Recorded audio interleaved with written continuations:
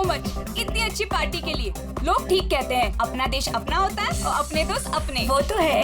और अपनी गर्लफ्रेंड अपनी। I love you so much. I love you too. वैसे प्रीति, मानना पड़ेगा, आजकल ऐसा रोमांस देखने को मिलता नहीं है। गाइस, मैं कुछ ड्रिंक लेके आती हूँ। Okay. Hey, can I get you a drink? I mean, क्या पियेंगे आप? क्यों? तुम वेटर हो? By the way, I'm Saurabh. और आप? देखो, अगर तुम इस दुनिया के अकेले लड़के होते तब भी मैं तुम पे कोई इंटरेस्ट नहीं दिखाती। तो ये नाम वाम पूछ के टाइम वेस्ट करना बंद करो। हेलो हेलो,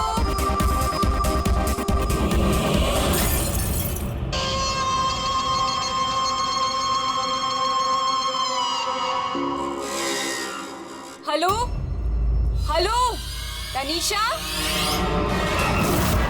जोर से बोल, कुछ सुनाई नहीं दे रहा है। यहाँ नेटवर्क भी नहीं है। हेलो हेलो,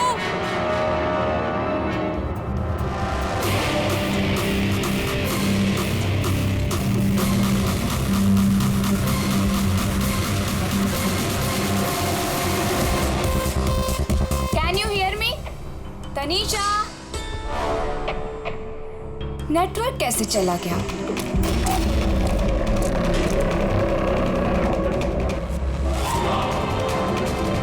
फोन क्यों नहीं लग रहा है?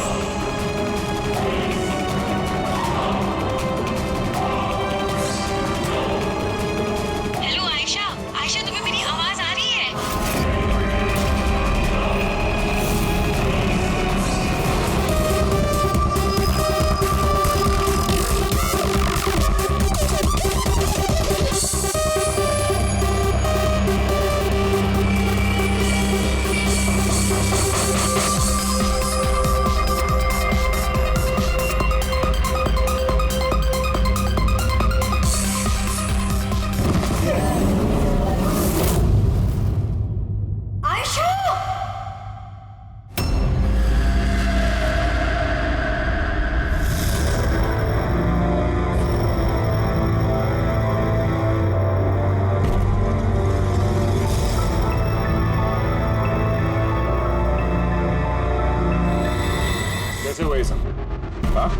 पता नहीं सर ये सब कैसे हुआ। एक कॉल अटेंड करने के लिए बाहर गई और जब वापस आई तो ये सब। तुम्हारे अलावा और कौन कौन दोस्त है आयशा के यहाँ पे? सर ये प्रीति और ये विशाल है सर, आयशा का बॉयफ्रेंड। देख के लगता है कि आयशा का किसी के साथ हाथापाई तो नहीं हुई है। ये फोन रिसीव करने के लिए बाहर गई और वहाँ पहले से खूनी इसका इंतजार कर रहा होगा। मतलब सर ये खूनी ने सब प्लानिंग करके किया? नहीं पंकज, ये प्लान मर्डर तो नहीं लगता, क्योंकि अगर प्लान किया होता तो उसने किसी और हथियार का इस्तेमाल किया होता, ना कि कांच का। मतलब अचानक यहाँ पे कोई गुस्सा हो गया होगा आयशा पे और मार दिया होगा। लगता तो कुछ ऐसा ही है फ्रेडी। आयशा का यहाँ पे किसी के साथ कोई झगड़ा वगैरह हुआ था? कोई कहा सुनी? हाँ? ऐसे चुप रहने से काम नहीं चलेगा। ये सीसीटीवी कैमरा है, फुटेज देखेंगे तो पता चल ही जाएगा। सॉरी सर, सीसीटीवी कैमरे काम नहीं कर रहे। What? सीसीटीवी काम नहीं कर रहा? इतनी लापरवाही? सर वो कल आखिरी गाने के दौरान धुएं की वजह से शायद टेक्निकल एरर आ गया। मैं जल्दी ठीक करवा लूंगा। ठीक कराओगे जब तुम्हारा ये क्लब वापस खुलेगा। जब तक ये केस सॉल्व नहीं होता तुम्हारा क्लब बंद। सर मुझे लगता है ये खून सौरभ ने किया। अमीर बाप की बिगड़ी औलाद है। Hey, can I get you a drink? I mean, क्या पियेंगे आप? क्यों? तुम वेटर हो? By the way, I'm Saurabh. और आप? देखो, अगर तुम इस दुनिया के अकेले लड़के होते तब भी मैं तुम पे कोई इंटरेस्ट नहीं दिखाती। तो ये नाम वाम पूछ के टाइम वेस्ट करना बंद करो।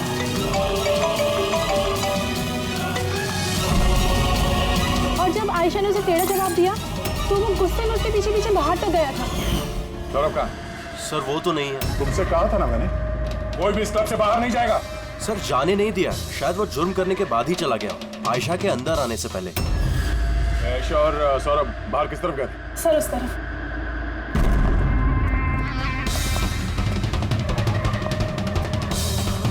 सर, खून का निशान। तो यहां से आयशा अंदर गई थी। आगे देखते हैं। सर, ये यहाँ भी खून के धब्बे हैं सर। पंकज, नो नो, इतना सारा खून और ये कांच के टुकड़े। लगता है आयशा पे हमला यही हुआ है। सर, और नो, अपनी सौरभ तो नहीं, इसकी हालत बहुत खराब है। एम्बुलेंस को फोन करो। चलो। इस क्लब में इतने सारे लोगों के बीच एक लड़की का खून हो जाता है। बाउंसर्स का आता पता नहीं, सीसीटीवी कैमरा है पर काम नहीं कर रहा। और तो और यहाँ पे किसी ने कुछ होते हुए देखा नहीं है ना। कमाल की बात। आयशा मुझे छोड़कर नहीं जा सकती, हमें आना ही नहीं चाहिए था। विशाल प्लीज अपने आप को दोष मत दो, प्लीज संभालो अपने आप को। आपकी सहेली का यहाँ खून हुआ है और आपका ये रवैया है। अब तक यहाँ जो कुछ भी हुआ है उससे ये लगता है कि खूनी यहाँ पर आयशा को मारने के इरादे से तो नहीं आया था, तैयारी के साथ नहीं आया था। यहाँ इस क्लब में कुछ ऐसा हुआ जिसकी वजह से वो गुस्सा हो गया और उसने आयशा का खून कर दिया और साथ में सौरभ पे भी हमला किया। मुझे लगता है कि वो खूनी आप सब में से कोई एक है। बड़ी पंकज, यहाँ जितने हैं सबके डिटेल्स ले लो। माफ कीजिएगा रामा जी, मैंने अपनी तरफ से बहुत कोशिश की,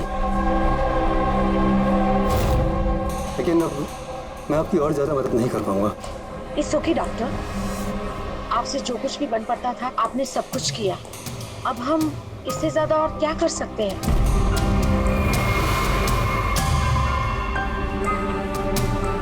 What happened, डॉक्टर? आप ठीक है ना? I am fine. Uneasy feel हो रहा है। Excuse me. कहाँ जा रहे हैं आप? मैं जरा वॉशरूम होकर आता हूँ। तनिषा, आयशा की मौत से पहले तुम्हारी उसके साथ फोन पर बात हुई है ना? तो क्या उस फोन कॉल के बारे में हमें कुछ डिटेल में बता सकती हो? सर, डिस्को में म्यूजिक लाउड होने की वजह से ना मैं ज्यादा कुछ सुन नहीं पाई। हाँ, पर उसको ये कहते हुए सुना। क्या हो रहा है, बता क्यों नहीं रहे हो? दर्द हो रहा है क्या? डॉक्टर के पास लेके जाओ। ये क्या कर रहे हो तुम? मतलब आयशा ये सब उस खूनी से कह रही थी? सर, उससे भी ज्यादा हैरानी की बात तो ये है कि आयशा का खूनी उसे कह रहा था वहां से भागने के लिए। बड़ी अजीब बात। खूनी आयशा को भागने के लिए कहता है और आयशा को खूनी की चिंता है। तनिषा एक बात बताओ, क्या उस आवाज को पहचान सकोगी जिससे आयशा बात कर रही थी? नहीं सर। सर, लेकिन अगर खूनी को आयशा की इतनी चिंता है तो फिर उसने उसे मारा क्यों? वही तो, खूनी को विक्टिम की चिंता है और विक्टिम को खूनी की चिंता।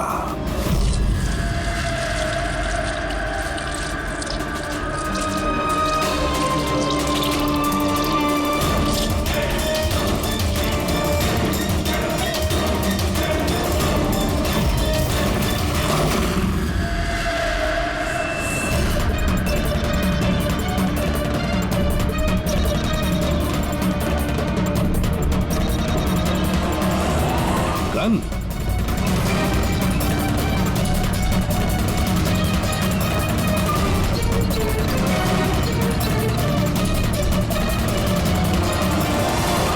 सर, इसके सर पे जो गोली लगी है उसके अलावा इसके पूरे शरीर पे कहीं भी चोट के कोई निशान नहीं है।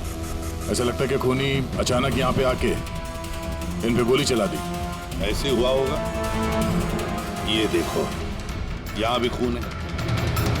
एक बात समझ में नहीं आ रही सर, खूनी गन यहाँ छोड़ के क्यों गया? वो तो अपने साथ लेके भी जा सकता था गन को। वही तो बड़ी अजीब बात है कि खूनी ये गन यहाँ क्राइम सीन पर छोड़कर क्यों गया?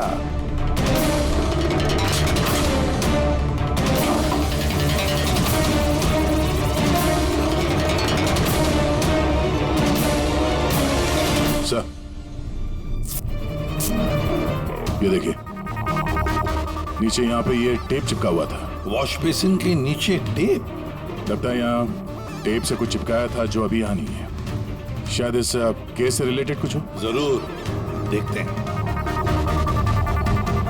रहमा जी, डॉक्टर यशवंत आपके डॉक्टर थे? जी हाँ। आप लोग यहीं पे बैठे थे इसी टेबल पर? जी हाँ, वो दरअसल मेरी बीमारी के सिलसिले में मुझे यहाँ पर मिलने के लिए आए थे। बहुत ही अच्छे और नेक दिल इंसान थे। आज जब आप उनसे बात कर रही थी तो आपको लगा कि किसी बात को लेकर वो परेशान थे? परेशान तो नहीं, लेकिन हाँ, अचानक उनकी तबीयत खराब हो गई थी मेरे सामने और वो एक्सक्यूज मी बोल के वॉशरूम के लिए चले गए। मैं तो सोच भी नहीं सकती थी कि ऐसा कुछ हो जाएगा। सर, ये कॉफी शॉप के मैनेजर है। यहाँ के भी सीसीटीवी कैमरे काम नहीं कर रहे। सर 2 घंटे पहले तक तो काम कर रहे थे, पर अचानक कोई टेक्निकल प्रॉब्लम हो गई, इसलिए इंजीनियर को बुलाया हमने।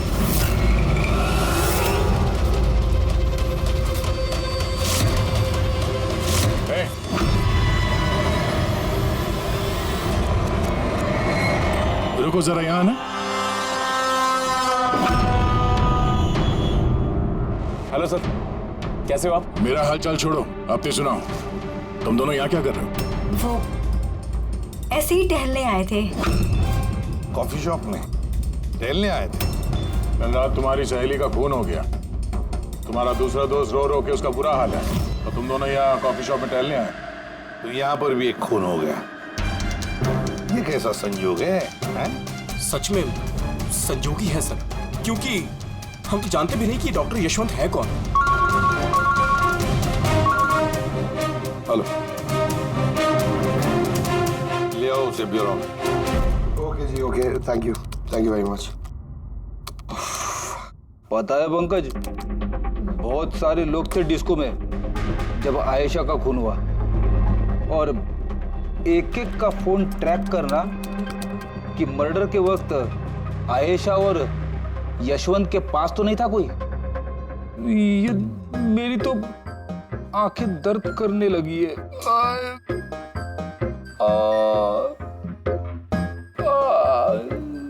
अरे ये साइलेंट को आंख पे लगाना बंद करो फ्रेडी सर। 50 और लोगों के नंबर है जिन्हें ट्राई करना है, ये काम शुरू करो। ये क्या है?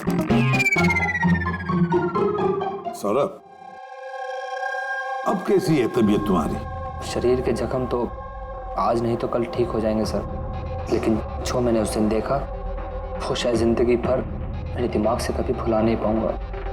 ना मैं कल पब जाता और ना ही मुझे आयशा की चीख सुनाई देती।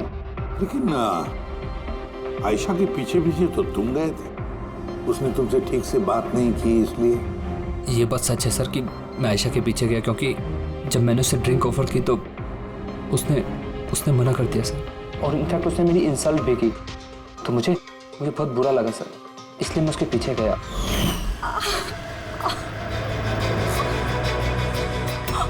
किसने किया ये सब? चलो तुम हॉस्पिटल लेके चलता हूँ। हे, रुक,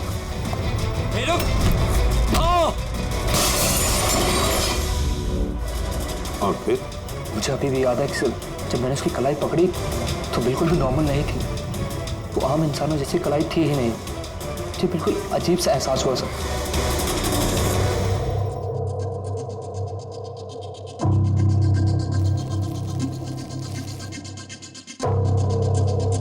तो आप कह रहे हैं डॉक्टर साहब कि इस गन पे कुछ चिपचिपा सा लगा हुआ है? हाँ, और वो चिपचिपी चीज रबर टाइप की है, वो जैसे सेलो टेप में होता है ना, वैसा। Cello tape gun? ओह, तो खूनी ने पहले से गन वहां वॉश बेसिन के नीचे छुपा के रखी थी। तो ये मर्डर एक प्लान्ड मर्डर था। हाँ, लेकिन ये गन जिससे यशवंत का खून हुआ है और ये कांच जिससे आयशा का खून हुआ है, इन दोनों पे भी कोई भी उंगलियों के निशान नहीं मिले।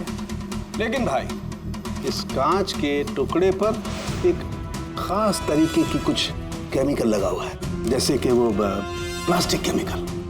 अब ये इस पर क्यों लगा हुआ था, इसका क्या इस्तेमाल है, ये पता लगाना भी बाकी है। लेकिन यही केमिकल इस गन पर भी लगा हुआ है, दोनों पर। डॉक्टर साहब, आप तो कह रहे थे कि इस गन पे वो सेलो टेप का गम लगा हुआ था। वो तो है ही, उसके अलावा ये भी है। उसके अलावा एक केमिकल भी है। यानी ये दोनों मर्डर, इनका आपस में कोई ना कोई कनेक्शन जरूर है। और जुबेन का और प्रीति का दोनों क्राइम सीन पे होना कोई सहयोग नहीं था। बिल्कुल, तुम बिल्कुल ठीक कह रहे हो। और तुम्हारी बात ये एक और चीज प्रूव करती है। इन दोनों की लाशों पर मुझे एक जैसे फेरोमोन्स मिले। फेरोमोन्स यानी वो केमिकल जिनसे खुशबू आती है। हाँ, यशवंत और आयशा, इन दोनों की लाशों पर एक जैसी खुशबू। इसका मतलब बात साफ है, या तो दोनों एक जैसा परफ्यूम लगाते थे या फिर दोनों का खून ही एक ही था। जनरली एक औरत लेडीज परफ्यूम लगाती है और एक आदमी जेंट्स परफ्यूम। अब ये दोनों एक ही तरह का परफ्यूम लगाए, चांस थोड़ा कम है। यानी इन दोनों का खूनी तो एक ही है। आयशा की मौत के बारे में दो बातें पता चली है। एक उसकी दोस्त तनीषा ने बताई और दूसरी सौरभ ने बताई। तनीषा ने बताया कि खूनी ने आयशा को वहां उस पब में से भाग जाने के लिए कहा। अब दुनिया में ऐसा कौन सा खूनी है जो जिस इंसान को मारने गया है उसी से कहता है कि तू यहां से भाग जा? तो फिर खून करने आया ही था क्यों? नहीं नहीं नहीं नहीं नहीं नहीं, नहीं। गड़बड़ है, कुछ ना कुछ तो गड़बड़ जरूर है। और सर वो दूसरी बात कौन सी? दूसरी बात सौरभ ने बताई। सौरभ ने कहा कि खूनी की कलाई कुछ अजीब सी थी, आम इंसान की तरह नहीं थी कलाई। शायद कलाई में रिस्ट वॉच या ब्रेसलेट हो। फ्रेडी जरा दिमाग लगा के बोलो, समझे? सर, हाँ सर दोनों क्राइम सीन में एक नंबर कॉमन है सर। किसका क्राइम? आयशा के बॉयफ्रेंड विशाल का सर। विशाल? विशाल? ये विशाल तो कॉफी शॉप में दिखाई नहीं था, तो फिर ये कॉफी शॉप में पहुंचा कब?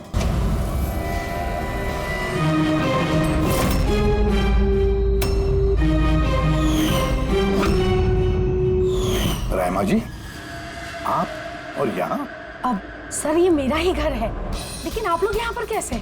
डॉक्टर यशवंत के खूनी के बारे में कुछ पता चला? रहमा, ये लोग कौन हैं? सीआईडी ऑफिसर्स हैं। सर प्लीज आप लोग आइए ना, प्लीज कम। सीआईडी? और सर ये मेरे हस्बैंड हैं और ये मेरा छोटा बेटा संदीप। और बड़ा बेटा विशाल, वो कहाँ है? लेकिन बात क्या है सर? मनन जी, बात यह है कि हमें शक है कि डॉक्टर यशवंत और आयशा के खून में हमें लगता है शायद विशाल का कोई हाथ है। ये आप क्या कह रहे हैं? आरोप साबित नहीं हो पाया, किसी को पकड़ नहीं पाया, तो किसी को भी फंसा देंगे आप? देखिए, सीआईडी का काम है मुजरिम तक पहुंचना, ना कि किसी बेगुनाह को पकड़ के केस बंद कर देना। अब जरा प्लीज विशाल को बुलाइए। भैया खून नहीं कर सकते, अब प्लीज उन्हें पकड़ के लेके नहीं जाना। संदीप बेटा, हम तुम्हारे भैया को पकड़ने नहीं आए और ना हम ये कह रहे हैं कि तुम्हारे भैया ने कुछ किया। हम तो तुम्हारे भैया से कुछ सवाल करने वाले हैं, और क्या। आप लोगों को मुझ पर शक है? एक मिनट विशाल, तुम अंदर जाओ, मैं इन सीआईडी वालों को तुम्हें परेशान नहीं करने दूंगा। देखिए, सीआईडी के काम में दखल देना भी एक जुर्म है, इसलिए प्लीज हमें अपना काम करने दीजिए। विशाल,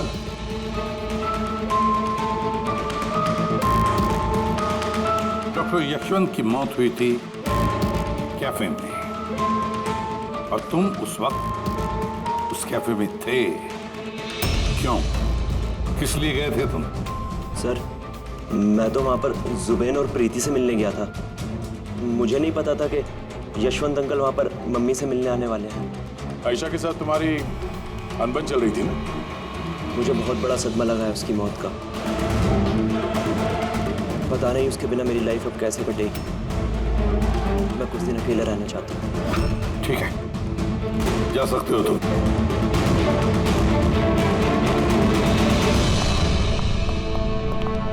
अरे, आप लोग फिर से यहाँ पे भी? कभी कभी अपने घर पे जाते हो कि नहीं? हमेशा विशाल के आसपास ही नजर आते। नहीं सर, ऐसी कोई बात नहीं है। एक्चुअली बहुत उदास है ना आजकल, तो हमने सोचा कि उसके साथ ही रहें। और जिगरी दोस्ती है, हाँ?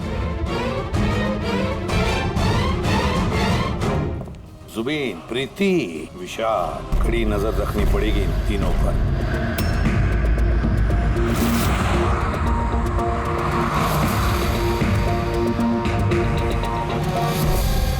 तीनों के घर पे इतने कैमरा फिट किए ना फ्रेडी सर, अगर मक्खी भी मिठाई में बैठेगी ना तो पता चल जाएगा। वैसे काम वाला, दूध वाला और सब्जी वाला, इनके जरिए खुफिया कैमरा बिठाने का आइडिया बड़ा अच्छा था। अच्छा था ना? मेरा नहीं था, दया सर का था। अच्छा?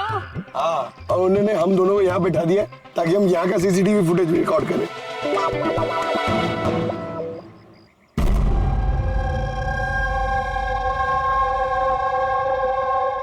अरे बॉस, बॉस एक बहुत ही बड़ा सुराग हाथ लगा है जो इस केस की जड़ तक पहुंचा सकता है हमें। तू तो कब बताएगा? अरे बता रहा हूँ ना। तो फिर बताना जल्दी यार। अरे यार सांस तो लेने दो। तुम्हें याद है वो टूटे हुए ग्लास पर और गन पर मुझे वो प्लास्टिक केमिकल मिला था? हाँ सर, क्या है वो केमिकल? वो है ग्राफीन, जो नकली चमड़ी, आर्टिफिशियल स्किन बनाने के काम में आता है। Artificial skin? हाँ। Prosthetic skin. Prosthetic skin. Prosthetic. Daya, याद है सौरभ ने क्या बताया था कि खूनी के हाथ में उसने कुछ अजीब सा देखा था। Prosthetic skin, prosthetic arm. तो ये खून किसी रोबोट के जरिए तो नहीं हो रहे? जब खूनी का यूं मदद मांगना, ऐसा तो नहीं कि ये खून अनइंटेंशनली हो रहे हैं, बिना चाहे? नहीं दया, बिना चाहे खून कैसे हो सकता है? रही बात इस रोबोटिक आर्म की, ये रोबोटिक आर्म तो किसी के इशारे पर ही चलेगी ना। क्या समझे?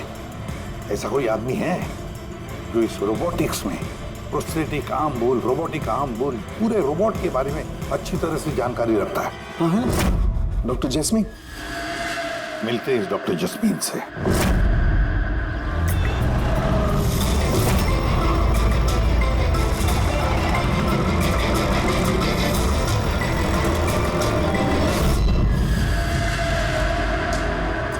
डॉक्टर जैस्मीन, हम ये जानना चाहते हैं कि अगर ये ऐसा वाला प्रोस्थेटिक हाथ लगाया हो, रोबोटिक आर्म, तो क्या वो आर्म, वो हाथ किसी दूसरे के इशारे पर काम कर सकता है? मतलब नकली बाजू लगाया गया है ए को, लेकिन इस बाजू से क्या काम करवाना है इसका कंट्रोल ए के पास नहीं बल्कि बी के पास है। क्योंकि हमें शक है कि इस केस में खून अपनी मर्जी से नहीं कर रहा है, कोई और उससे करवा रहा है। सर ये सुनने में जितना मुश्किल है दरअसल नामुमकिन नहीं है। जैनिश, जरा दामिनी को अंदर भेजो। हाँ, वही मरीज जिसका कल टेस्ट हुआ था। मरीज?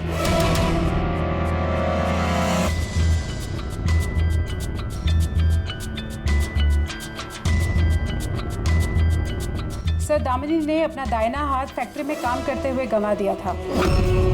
हाँ सर, मशीन में आ गया था मेरा हाथ, इसलिए हमने इसे ये लू काम लगाया है जिसका कंट्रोल इंसानी दिमाग के पास ही है। एक नकली बाजू इंसानी दिमाग के जरिए काम कर रहा है, मगर कैसे? सर, साइंस ने बहुत तरक्की कर ली है।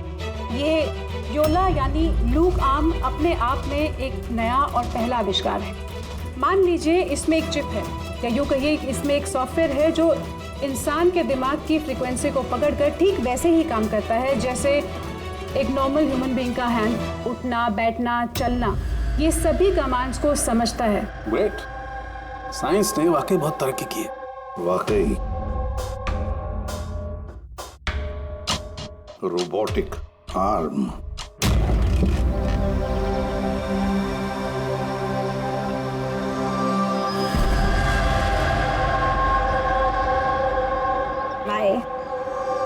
वहाँ हक कर रहा है, इधर हम दोनों गाड़ी में बैठे हुए।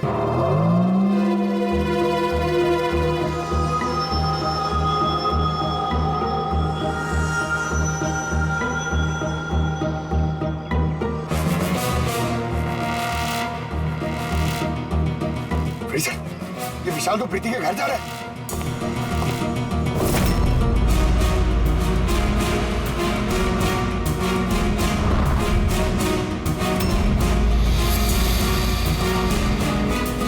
विशाल, तुम टेंशन मत लो, किसी को कुछ भी पता नहीं चलेगा। हम कोई ना कोई रास्ता निकाल लेंगे, ओके? ये लो, कॉफी पी लो।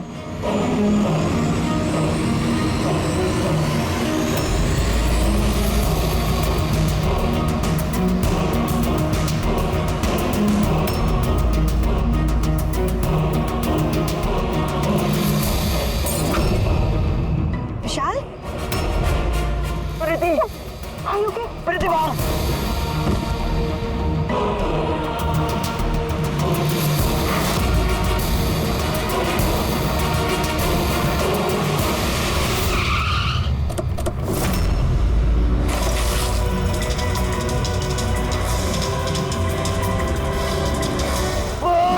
विशाल, नहीं, विशाल छोड़।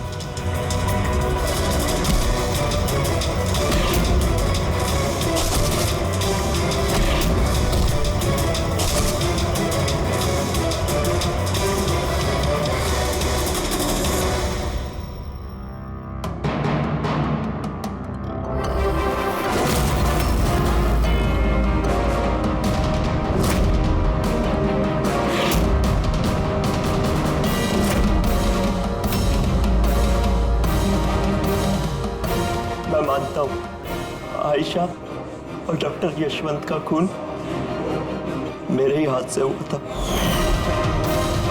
तुम यहाँ क्या कर रहे हो?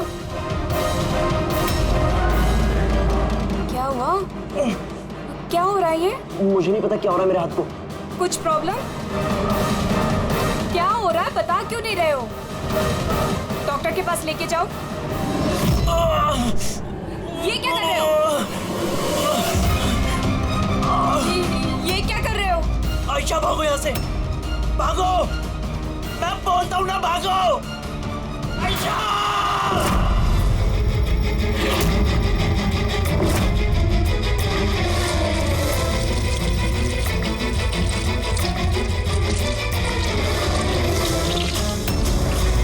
डॉक्टर निकलो यहाँ से। क्या कर रहे हो? मैं क्या करूं सर? मेरे हाथ पर कोई कंट्रोल नहीं। क्या? तुम्हारे हाथ पर कंट्रोल ही नहीं रहता? इसका क्या मतलब है? न जाने अचानक कभी कभी क्या हो जाता है। इसीलिए तुमने आयशा को वहां से भाग जाने के लिए कहा? हाँ सर, मैंने आयशा को वहां से भागने के लिए कहा था। आयशा भागो यहाँ से, भागो! और मैंने पूरी कोशिश करी थी कि मैं डॉक्टर यशवंत पर गोली ना चलाओ। डॉक्टर, यहाँ से जाओ! एक बात बताओ, क्यों गए थे तुम कैफे में? मैं वहां पर डॉक्टर यशवंत से अपना हाथ फिक्स कराने गया था और जुबीन, प्रीति मेरी मदद कर रहे थे क्योंकि मैं अपने घर पर नहीं बता सकता था कि आयशा का मेरे हाथों से खून हुआ। मैं जानता हूं सर, मेरी बात पर यकीन करना बहुत मुश्किल है, लेकिन सच यही है, खून मैंने नहीं बल्कि मेरे हाथ ने किया है। डॉक्टर जस्मीन, ये विशाल जो कह रहा है क्या ये सच है? मेरा मतलब है, क्या ये मुमकिन है कि एक रोबोटिक आर्म अपना ही दिमाग डेवलप करता है और फिर उसी दिमाग को लगा के कुछ भी कर सकता है? चांसेस कम है सर, मगर हाँ, अगर हाथ के अंदर लगे सॉफ्टवेयर को कोई हैक कर ले तो ऐसा हो सकता है। क्या? प्रोस्थेटिक हाथ में लगा हुआ सॉफ्टवेयर हैक किया जा सकता है? हाँ दे, हैक हो सकता है, पॉसिबल है। जब हैकर इस नकली हाथ की चिप हैक कर लेता है तो ये नकली हाथ उस आदमी के दिमाग से नहीं चलता जिसके शरीर में ये लगा है, बल्कि ये नकली हाथ चलता है हैकर के दिमाग से। मतलब किसी ने विशाल के इस रोबोटिक आर्म के सॉफ्टवेयर को हैक किया और फिर उससे खून करवाया। सर, इससे अच्छा तो मैं एक बाजू के सहारे ही अपनी जिंदगी काट लूं, जो हाथ दूसरों की जान का दुश्मन बन जाए। ऐसा हाथ मुझे नहीं चाहिए सर। विशाल, एक बात बताओ, तो तुम्हारा ये हाथ तुमसे कहता है कि वो किसी को मारना चाहता है, तब तुम क्या सोचते हो? क्या होता है तुम्हारे दिमाग में? कैसी अवस्था होती है तुम्हारी? सर, 2-3 मिनट लगते हैं। मैं पूरी कोशिश करता हूं अपने हाथ को काबू में करने की, लेकिन 2 मिनट के बाद जीत मेरे हाथ की होती है सर।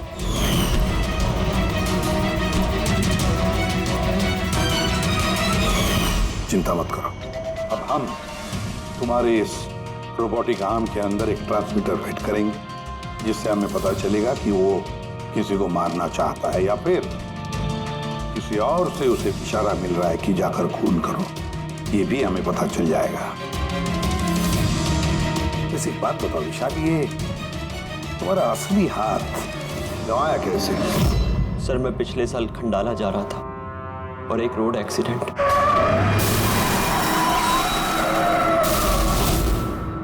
बस। जिंदगी में हमें कई बार इम्तिहान देना पड़ता है। सर मेरे इम्तिहान तो खत्म होने का नाम ही नहीं ले रहे हैं। जब नकली हाथ के साथ जिंदगी जीने की आदत डाली तो उसी नकली हाथ ने मेरी जिंदगी बर्बाद कर दी। विशाल, तुमसे वादा करता हूं कि ना तुम्हें एक हाथ के साथ जिंदगी गुजारनी पड़ेगी और ना ही वो असली मुजरिम आजाद घूम पाएगा।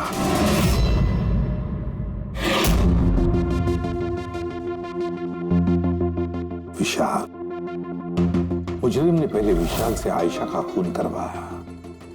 आयशा जिससे विशाल बेहद प्यार करता था। फिर खून करवाया डॉक्टर यशवंत का, जो विशाल की मदद करते थे। और फिर जान लेनी चाहिए प्रीति की, जो विशाल की दोस्त थी। सारे के सारे विशाल के शुभचिंतक,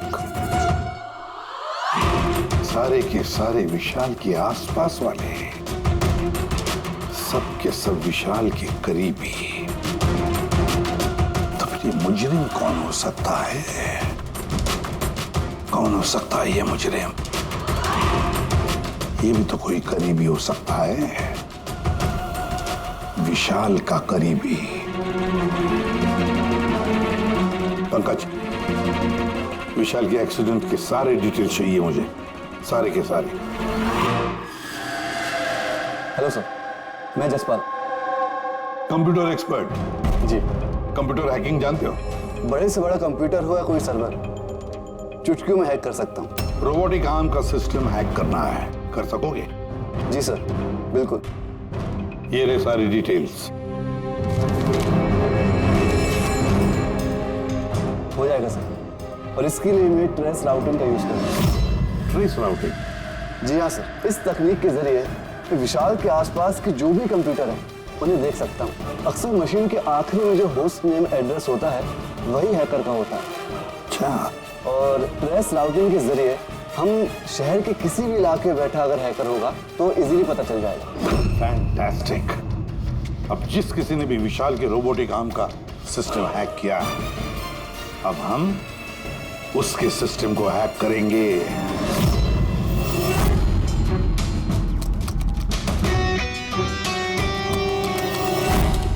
ये देखिए सर, इस वक्त विशाल के आसपास ये सारे कंप्यूटर चालू हैं और इन्हीं में से एक कंप्यूटर है उस हैकर का। बस एक बार पता चल जाए वो कंप्यूटर कौन सा है, फिर हमारा काम आसान हो जाएगा। जसपाल जल्दी करो, हमारे पास वक्त बहुत कम है। विशाल ने आज मुझे घर पे क्यों बुलाया है? अंकल आंटी भी नहीं है और पता नहीं क्या बात है।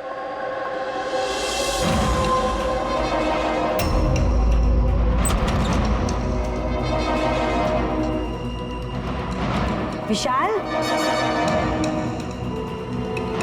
विशाल। प्रीति, यार तुम जानते हो तुम्हें मुझसे खतरा है, उसके बाद भी तुम यहाँ पे दोबारा आ गई। विशाल, तुमने तो मुझे फोन करके यहाँ बुलाया। मैंने? हाँ। मैंने कब बुलाया? तुमने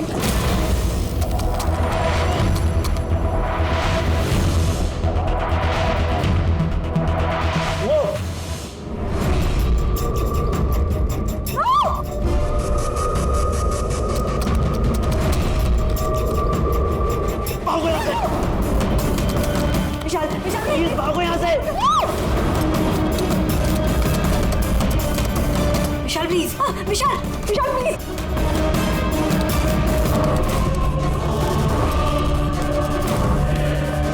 यस सर, उस हैकर की लोकेशन मिल गई है।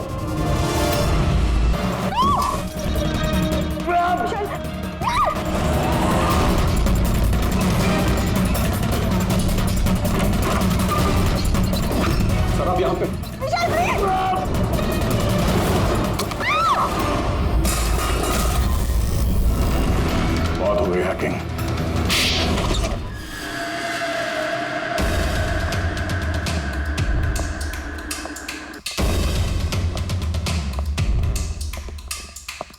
फिर आ गए आप लोग। अब ये मत कहिएगा कि आप विशाल को पकड़ने के लिए आए। जी नहीं, हम विशाल को पकड़ने नहीं आए, खूनी को पकड़ने के लिए, जो इस वक्त यहाँ पर मौजूद है। नहीं, और यहाँ पर क्या कर रहे हैं आप? अब अपना झूठा इल्जाम आप किसके ऊपर लगाने आए हैं? मनन जी, पिछले साल एक गाड़ी का एक्सीडेंट हुआ था कंडाला में। 3 लोग थे उस गाड़ी में। 22 साल का लड़का विशाल, 15 साल का बच्चा संदीप और 9 साल की छोटी बच्ची सोनिया। गाड़ी विशाल चला रहा था। कार का एक्सीडेंट बहुत बुरा था। बच्ची सोनिया की जगह पे मौत हो गई और संदीप पैरालाइज हो गया। ये अभी चल नहीं सकता। ये सब आपको कैसे पता चला अंकल? इस एक्सीडेंट में सबसे कम चोट लगी विशाल को। हालांकि जो चोट लगी वो कम नहीं, विशाल को अपना हाथ गंवाना पड़ा। वैसे विशाल आपका सौतेला बेटा है ना? सर विशाल मेरे लिए सके से भी बढ़कर है। सर आई रिक्वेस्ट यू, आप विशाल के लिए सौतेला शब्द यूज मत कीजिए सर। आई एम सॉरी मनन जी। काश सभी माता पिता आप जैसा विचार करते हैं। काश रहमा जी ऐसा विचार करती है ना रहमा जी? वैसे आपके मन में बहुत गुस्सा है ना विशाल के लिए, क्योंकि विशाल की वजह से आपको अपनी सगी बेटी गंवानी पड़ी और आपका सगा बेटा जिंदगी भर चल फिर नहीं सकता। आप क्या कहना चाहते हैं? हम क्या कहना चाहते हैं वो अभी पता चल जाएगा। पंकज,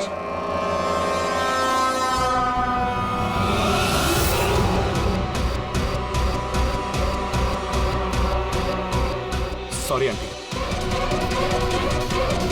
लेकिन मैंने इन्हें सब कुछ बता दिया कि आप ही के कहने पर मैंने ये सब किया। मैंने उन सॉफ्टवेयर्स को हैक किया था और मैंने सभी जगहों के सीसीटीवी कैमरास को भी हैक करके बंद किया।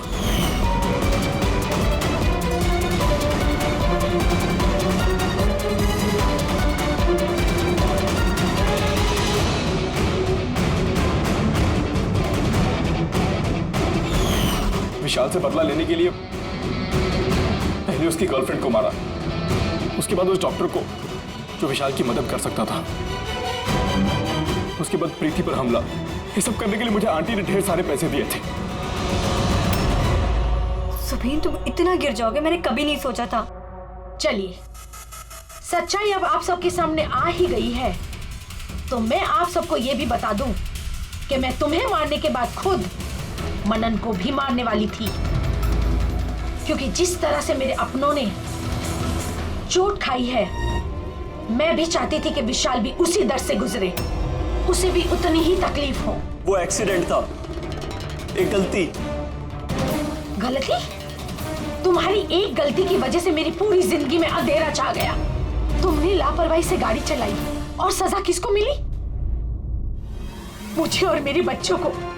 मम्मी, मैंने हमेशा तुम्हें मां नहीं भगवान समझा। अगर ये सब करके तुम्हें सुकून मिल रहा था तो मुझसे एक बार कहा तो होता, मैं अपनी जान दे देता। मुझे तुम्हारी जान नहीं चाहिए थी, मैं तो तुम्हें जीते जी दुख भरी जिंदगी देना चाहती थी। और आप सब मुझे दोष नहीं दे सकते, क्योंकि मैंने जो कुछ भी किया वो मैंने ममता के लिए किया। रहमा जी, मां इतना हल्का शब्द नहीं जो किसी औरत को मुजरिम बना दे।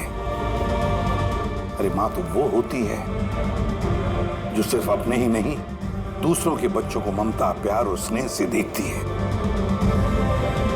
विशाल भले तुम्हारा सगा बेटा नहीं था, लेकिन बेटा तो था ना, वो तुम्हारे परिवार का हिस्सा था। वो कोई मां अपने बेटे से बदला कैसा ले सकती है? हाँ? वो भी इस तरह का बदला। दो लोगों को जाने गंवाई पड़ी। नहीं रायमा जी, बहुत गलत किया तुमने, बहुत गलत। कानून तुम्हें कभी माफ नहीं करेगा, कभी माफ नहीं करेगा। कड़ी कड़ी से कड़ी सजा होगी तुम्हें।